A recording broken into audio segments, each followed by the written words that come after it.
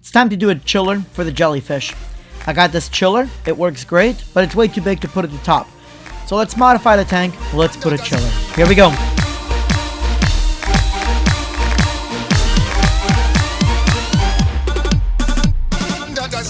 So the first thing I'm going to do is I'm just going to test everything here. I'm using this BN Link, and it says right there 71 degrees.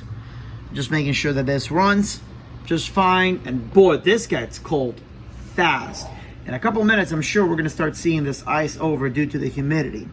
Now, that whole probe is not going to fit inside this jelly tank, so I'm actually thinking I'm only doing about halfway. I'm going to wrap the rest in rubber, and we're not going to use a bulkhead that came with it. Instead, we're going to use a uniseal. So hopefully that uniseal will hold that in nice and steady. We're going to try that on a bucket first to make sure, of course. And then we'll wrap the rest in rubber.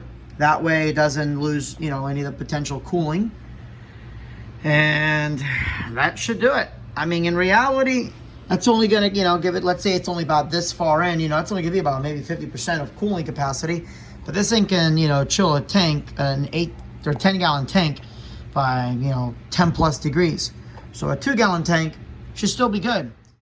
I went to Coral Bargain Warehouse because the man is a master of drilling acrylic, and this is curved acrylic.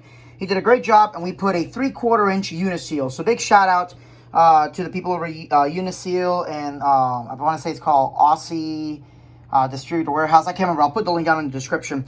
And he kind of walked me through it. Now, here's what happened. The first one got destroyed. You can see it there. And I actually, when I put it back here just to help his insulation, I got to get some more tape and insulate that. But the first one got tore up. So the acrylic was a little sharp. So I took a Dremel and I took, made it a bit smoother.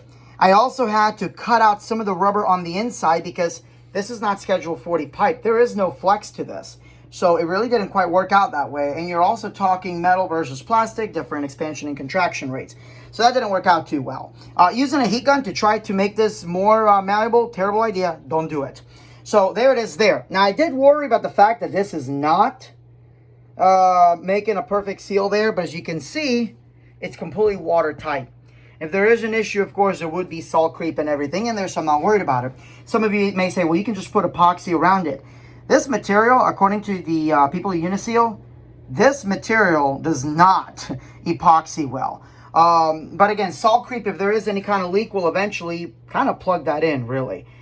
Similar to when you have threads in piping and there's a leak, after a while that salt plugs it up. But I don't really see this being an issue. There is no pressure, we're good.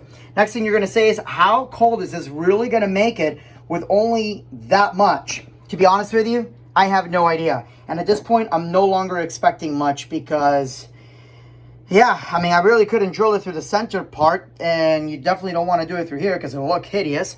I really couldn't do it from the top because that'll look hideous. And while this looks hideous as well, it will be hidden so you won't see it. I am going to make a base for this so that way the pressure isn't pushing on there the whole time. So, I mean, but even then, this is pretty darn steady. The water is currently at 76 degrees, and again, the minimum goal is, or the minimum goal we want it to be is 69 degrees. If we can get it down to 65, great. Why 69 degrees? My wife is a polar bear who likes the house to be at 70, but sometimes she is no longer a polar bear and she's a normal human being like the rest of us, and then has it at 74. This is not a good temperature swing for the jellyfish. So right now, the water is kind of settling in. It should be closer to 78 degrees there. And now we should start seeing it's already working. So now the first thing we're going to very carefully pour this water back in. Well, kind of. We actually want to put the clean water since I got to do a water change anyways. Next, we check the temperatures because temperature is the most critical thing for jellyfish to make sure it's steady. We'll give it a minute and then we'll want to make sure that matches that. So we'll see what this one winds up being. Now the max line had to be increased just a little bit because I wanted to make sure it went over that, the actual probe.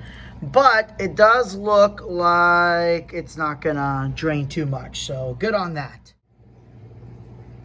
So as they're getting adjusted to the salinity, it's been maybe about a couple hours, about 2 hours since.